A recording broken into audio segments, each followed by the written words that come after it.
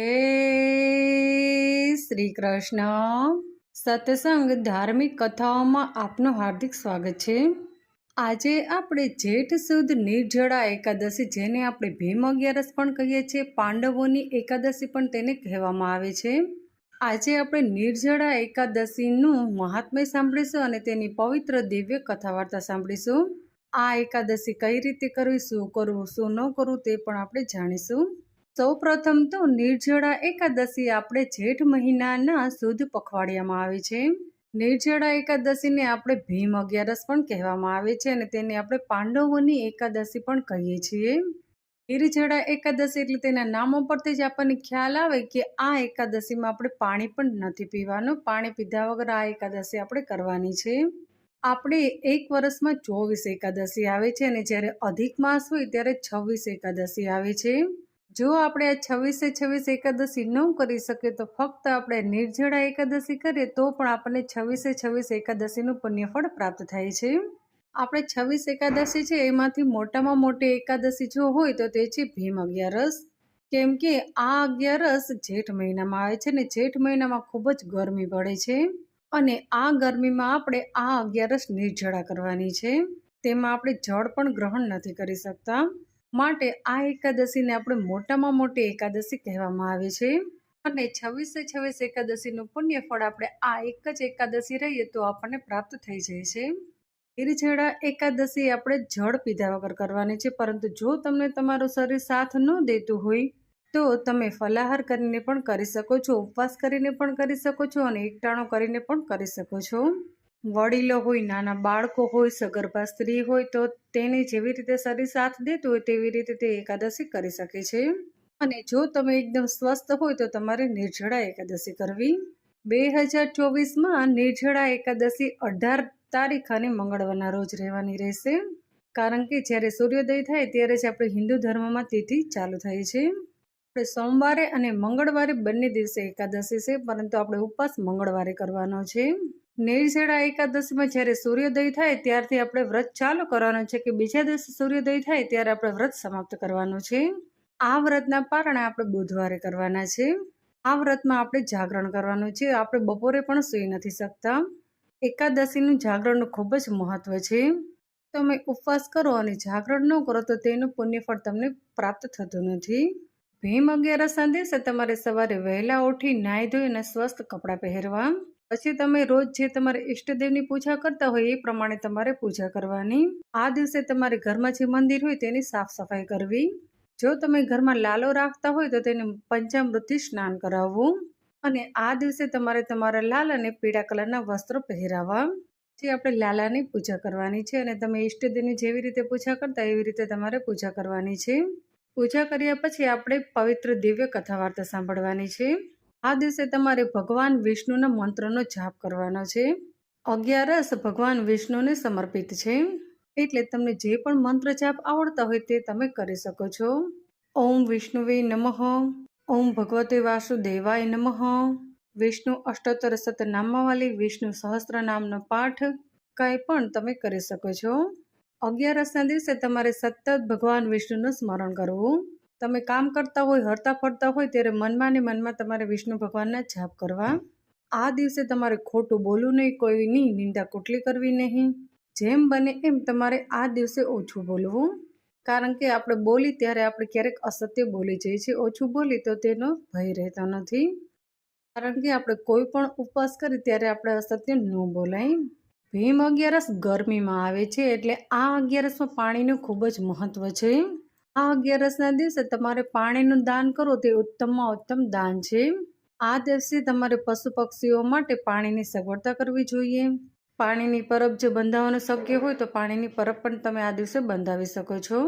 ગાયો માટે પણ તમે પાણીની સગવડતા આ દિવસે કરી શકો છો, કારણ કે પાણીનું દાન મહાદાન છે।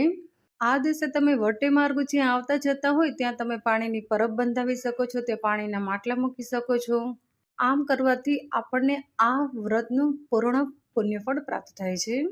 આ દિવસે તમારે જો બાજુમાં કોઈ મંદિર હોય તો મંદિરમાં જઈ અને તમે મોરિયો મૂકી શકો છો। મોરિયો એટલે કે આપણે પાણીનું નાનકડું માટલું, કારણ કે ભીમ અગિયારસના દિવસે તેનું ખૂબ જ મહત્વ છે। તમે તમારી આજુબાજુ મંદિર હશે તેમાં તમે જોયું હશે કે ભીમ અગિયારસના દિવસે બ્રાહ્મણને બધા જ ભક્તો માટલા આપતા હોય છે, નાના માટલા. એને આપણે મોરૈયા કહેવામાં આવે છે. તેમાં આપણે જળ ભરી અને પછી આપણે બ્રાહ્મણને દાન કરવાનું છે. અને જો કોઈ જરૂરિયાતમંદને તમે આ દાન કરો તો તે ઉત્તમમાં ઉત્તમ દાન છે. ભીમસેન ક્યારે પણ કોઈ પણ વ્રત કરતા ન હતા, કારણ કે કોઈ પણ વ્રત કરે તો તેમને ખૂબ જ ભૂખ લાગતી હતી, એટલે તે વ્રત નહોતા રહેતા.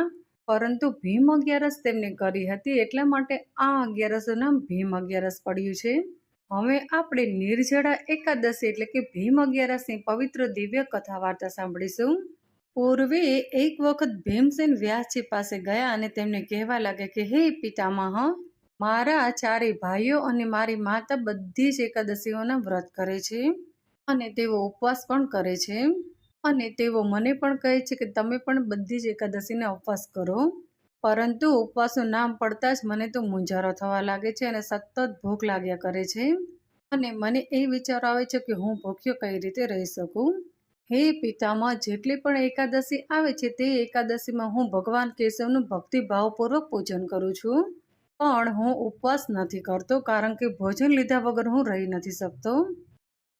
જેથી કરી અને મને તમે એવો કોઈ ઉપાય બતાવો કે જેથી મારે ઉપવાસ કરી અને ભૂખ્યા ન રહેવું પડે, તેમ છતાં પણ તે ઉપવાસનું પુણ્યફળ મને પ્રાપ્ત થાય. એકાદશીના દિવસે કોઈ એવું શક્ય છે કે આપણે ભૂખ્યા ન રહીએ અને આપણને તેનું પુણ્યફળ પ્રાપ્ત થાય?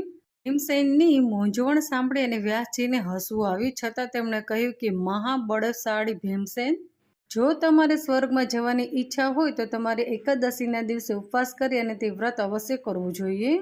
કેમ કે એકાદશીના દિવસે જે કોઈ ઉપવાસ કરે છે તેને જ તે એકાદશીનું પુણ્યફળ પ્રાપ્ત થાય છે અને અંતે તેને સ્વર્ગ પ્રાપ્ત થાય છે.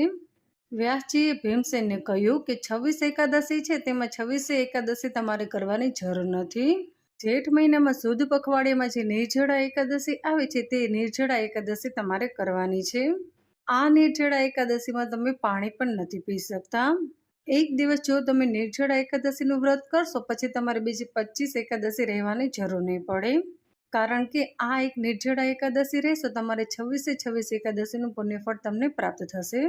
વ્યાસજીની આ વાત સાંભળી અને ભીમસેન તો ખૂબ જ ખુશ થઈ ગયા અને તે મનમાં ને મનમાં વિચારવા લાગે કે બસ મારે એક જ દિવસ ભૂખી રહેવાનું છે ને પછી તો મારે 26 એકાદશીનું પુણ્યફળ મને પ્રાપ્ત થઈ જશે. અને તેમણે નક્કી કર્યું કે હું નિર્જળા એકાદશીનું વ્રત અવશ્ય કરીશ. અને તેમને તેમના ચારે ભાઈઓ અને માતાની સાથે રહી અને નિર્જળા એકાદશીનું વ્રત કર્યું. માટે આ નિર્જળા એકાદશીને આપણે ભીમ અગિયારસ પણ કહીએ છીએ અને પાંડવોની એકાદશી પણ આપણે કહીએ છીએ. આપણા ગુજરાત સૌરાષ્ટ્રમાં તે ભીમ અગિયારસ નામે ખૂબ જ પ્રખ્યાત છે. મહાબળી ભીમસેનની જેમ જો કોઈ ક્યારે પણ ભૂખ્યા ન રહી શકતા હોય અને જો કોઈ અન્ય એકાદશી ન કરતા હોય તેને પણ આ નિર્જળા એકાદશીનું વ્રત અવશ્ય કરવું જોઈએ. આ આપણે વર્ષમાં એક જ વાર નિર્જળા એકાદશી આવે છે. નિર્જળા એકાદશીના દિવસે વ્રત કરનારે પાણી પીવાની પણ મનાઈ હોવાથી પુરાણકારો તેને નિર્જળા એકાદશી કહે છે. નિર્જળા એકાદશીનું વ્રત કરનારે બધી જ ઇન્દ્રિયોને સંયમમાં રાખી અને શ્રદ્ધાપૂર્વક આ વ્રત કરવું જોઈએ. વ્રતની સમાપ્તિ એટલે કે બીજા દિવસે જલદેહનું દાનમાં આપવાની શક્તિ ન હોય તો સોનાના તાર ભરેલા વસ્ત્રથી વીટેલા કુંભનું એટલે કે ઘડાનું દાન કરવું. અને તે પણ શક્ય ન હોય તો તમારે એક માટીનો ઘડો લેવો અને તેને યોગ્ય બ્રાહ્મણને દાન આપવો, અથવા તો કોઈ જરૂરિયાતમંદને દાનમાં આપો તો તે વધારે ઉત્તમ છે.